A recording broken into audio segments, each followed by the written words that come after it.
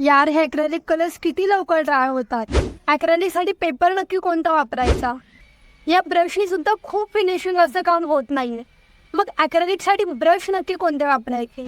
Acrylic कलर्सची संपूर्ण माहिती, त्यासाठी लागणारं मटेरियल इन डिटेल जाणून घेऊयात आपण या व्हिडिओमध्ये. नमस्कार टू ऑल द कलाकार, माझं नाव सिद्धी. स्वागत आहे तुमचं आपल्या लाडक्या चॅनलमध्ये, ज्याचं नाव आहे रेखोट्या. So back to the topic. Acrylic colours एवढे लवकर का ड्राय होतात. ॲक्रेलिक कलर्समध्ये ॲक्रिल नावाचं एक पॉलिमर ॲड असतं, जे ऑइल किंवा वॉटर बेस कलर्सपेक्षा खूप लवकर ड्राय होतं. त्याच्यामुळे ॲक्रेलिक कलर्स खूप लवकर ड्राय होतात. तर हे कलर एवढे लवकर ड्राय होतात, तर मग आता काय करायचं.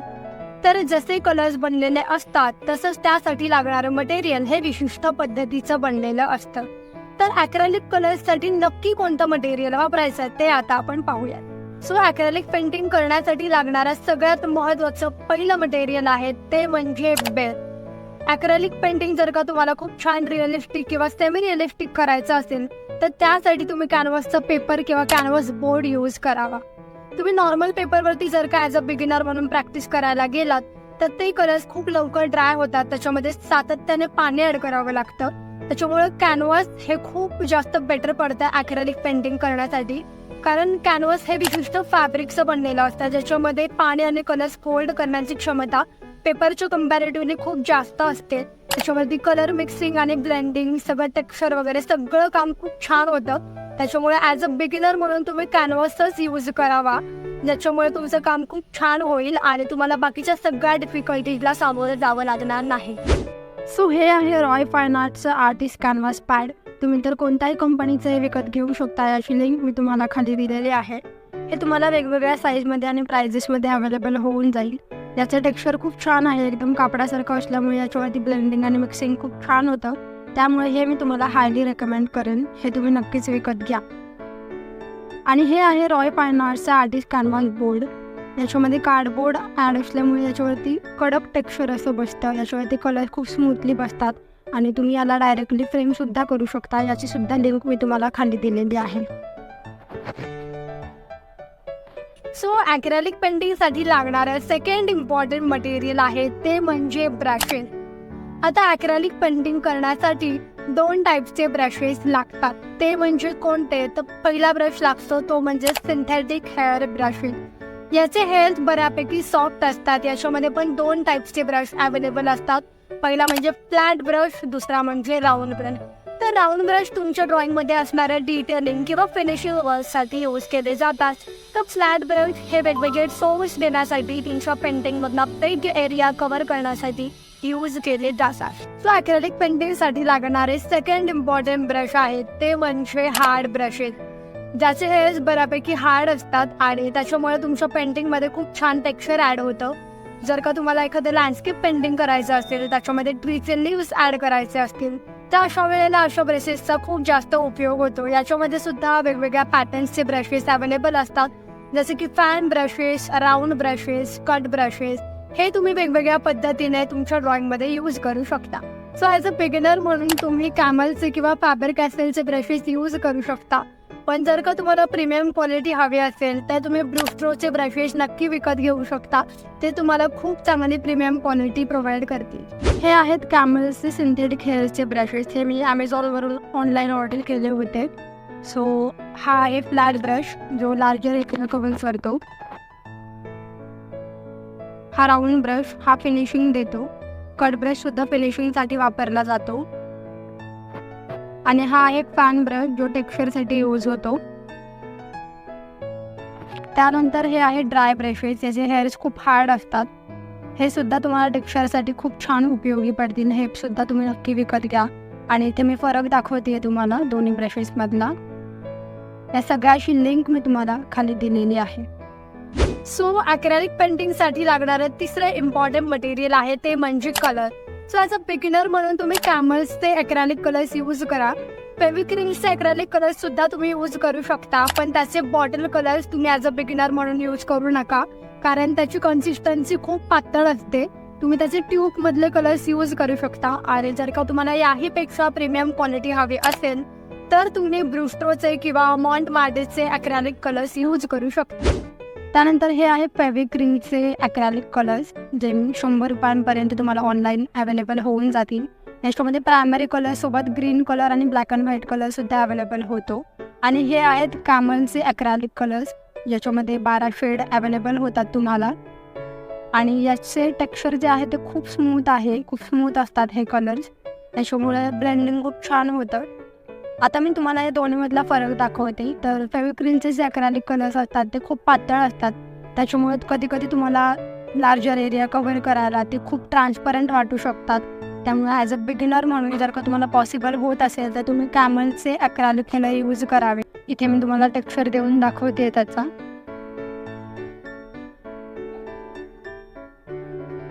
हे एकदम सॉफ्ट असल्यामुळे हेच मी तुम्हाला हायली रेकमेंड करेन. सो ॲक्रेलिक पेंटिंगसाठी लागणारं 4th इम्पॉर्टंट मटेरियल आहे ते म्हणजे वॉर्निश. तो वॉर्निश कशासाठी यूज करायचा, तर तुमचं पेंटिंग त्यातले कलर्स हे डल पडू नये, ते दीर्घकाळ टिकावेत, त्यासाठी वॉर्निशचा स्प्रे त्याच्यावरती अप्लाय केला जातो. आता यामध्ये सुद्धा 2 टाईप्स येतात, एक म्हणजे स्प्रे फॉर्ममध्ये येतं, दुसरं म्हणजे लिक्विड फॉर्ममध्ये येतं. तर यातलं कुठलंही तुम्ही तुमच्या पेंटिंगसाठी अप्लाय करू शकता. ॲक्रेलिक पेंट्स तसे लॉंग लास्टिंग असतात, पण त्याची शाईन टिकून राहावी असं तुम्हाला वाटत असेल तर त्यासाठी यूज करतात वॉर्निश. मी इथे कॅमलचं लिक्विड फॉर्ममधलं वॉर्निश यूज करते आहे. यासाठी तुम्हाला यूज करायचा असतो साधारण 1 ते 2 इंचाचा सिंथेटिक हेअर ब्रश. इथे मी तुम्हाला कन्सिस्टन्सी दाखवण्यासाठी छोटा ब्रश यूज करते आहे. वॉर्निश पेंटिंगवरती संपूर्ण अप्लाय केल्यावरती ते प्रॉपर सेफ ठिकाणी ठेवा, कारण वॉर्निश हे थोडंसं चिकट असल्यामुळे त्याच्यावरती डस्ट लगेच बसू शकतं.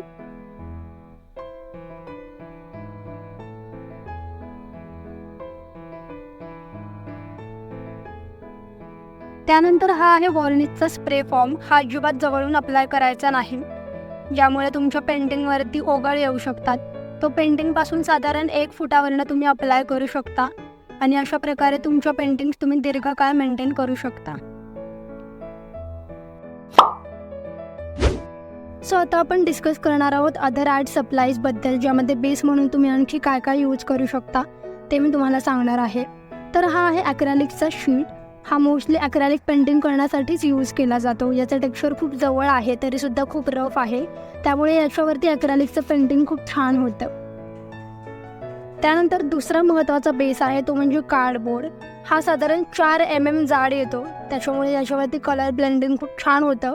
आणि हा खूप रफ असल्यामुळे आणि जाड असल्यामुळे याच्यावरती कलर आणि बॉर्डर खूप छान सोक होतं, त्यामुळे हा सुद्धा तुम्ही नक्की विकत घ्या. त्यानंतर हा आहे हँडमेड पेपर कोल्ड प्रेसचा. हा मोस्टली वॉटर कलरसाठी यूज केला जातो, पण याच्यावरती सुद्धा तुम्ही ॲक्रेलिक पेंटिंग नक्की ट्राय करा. त्यानंतर चौथा बेस आहे तो म्हणजे माउंट बोर्ड.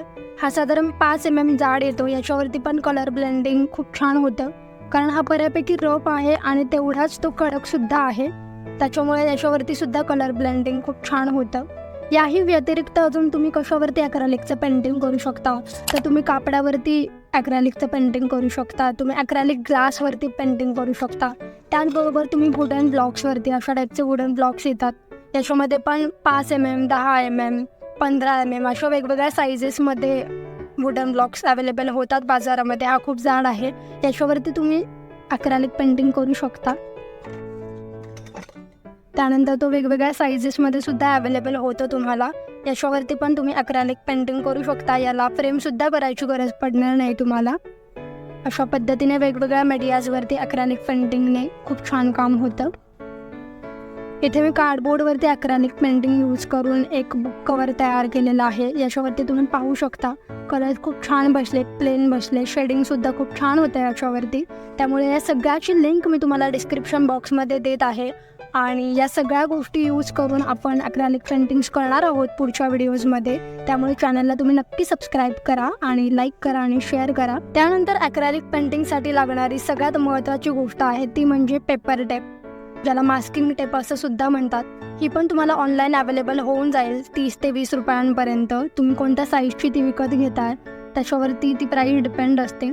आणि ही सगळ्यात महत्त्वाची गोष्ट आहे ॲक्रेलिक पेंटिंग करताना, कारण ॲक्रेलिक पेंटिंग जे असतात ते खूप वॉटरप्रूफ असतात, ते लवकर जात नाही. त्याच्यामुळे जेव्हा तुम्ही एखादं चित्र काढता ते जर का बॉर्डरच्या बाहेर गेलं तर ते रिपेअर करायला खूप अवघड जातं. त्यामुळे ही मास्किंग टेप अशी चारी बाजूला लावली जाते, ज्याच्यामुळे ती जे काही चित्र कराल ते तुमच्या बॉर्डरच्या बाहेर जाणार नाही, त्याला प्रॉपर फिनिशिंग येतं. त्यामुळे ही सुद्धा गोष्ट खूप महत्त्वाची आहे, त्यामुळे ही पण तुम्ही नक्की विकत घ्या. त्यानंतर ॲक्रेलिक पेंटिंगसाठी लागणारी तिसरी महत्त्वाची गोष्ट आहे ती म्हणजे कलर पॅलेट. याच्यामध्ये सुद्धा वेगवेगळ्या साईजेसमध्ये तुम्हाला ते अवेलेबल होतं, वेगवेगळ्या मटेरियलमध्ये ते अवेलेबल होतं. तर जर का तुम्ही प्लॅस्टिकची कलर पॅलेट यूज करत असाल तर ती टाईम टू टाईम वॉश करत जावा, कारण ॲक्रेलिक पेंटिंग्सचे खूप असे डाग राहतात. त्याच्यामुळे ती टाईम टू टाईम जर का तुम्ही वॉश केली तर ते मेंटेन करायला खूप बरं पडेल.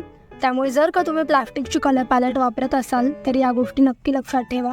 याही व्यतिरिक्त तुमच्याकडे आता कलर पॅलेट नसेल पण तुम्हाला जर का ॲक्रेलिक पेंटिंग स्टार्ट करायचं आहे तर तुम्ही स्टीलची प्लेट किंवा मग काचेची जी डिश असते आपली बशी तीसुद्धा तुम्ही यूज करू शकता.